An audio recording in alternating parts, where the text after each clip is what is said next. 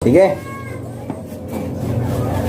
Isulat diha sa blanco.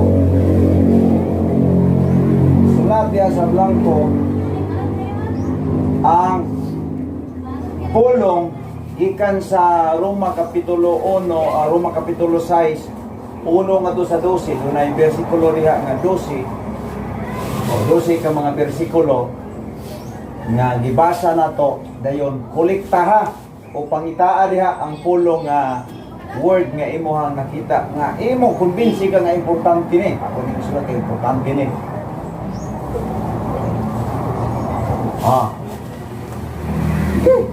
ay mo hadlok diha sulat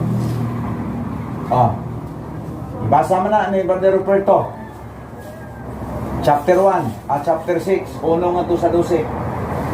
So, daghang kayong pulong diha. Daghang kayong pulong diha nga isulat ang pulong nga imong nahibaluan nga importante nimo. Diha sa blanco. Kani ako ni importante. For example, tagatong example, dili na magpakasala. Importante man na. Importante ang dili magpakasala. God forbid. Di ba na?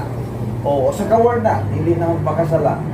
Dili ulipon sa sala. O saan na nagka-word? Sa pagbautismo ka na to. O dagang na kayo. Dagang kanang pulong na imong giila nga importante sa imo. Kopyaha ko no ba? Ay wala ka ng word lang. O kini word, kini nga pulong. Bautismo. Kaning nahiusa ni Kristo. O nabanhaw ni Kristo. O magkinabuhi sa bagong kinabuhi. Kada lang ang mga pulong anak. Kopyaha, ibutang sa blanco. Dili na magpaulipon sa sala. Kana na. Simpuro na kayo.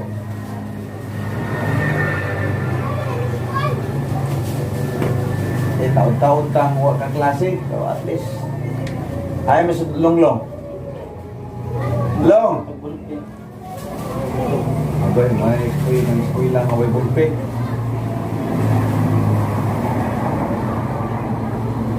Mga pulong nga iilani mo nga importante kayo. Kaya niya mata sa pag-interpret sa Bible. Kaya kung maka-identify na ka nga kaning nga word, importante kayo. So, correct interpretation na na.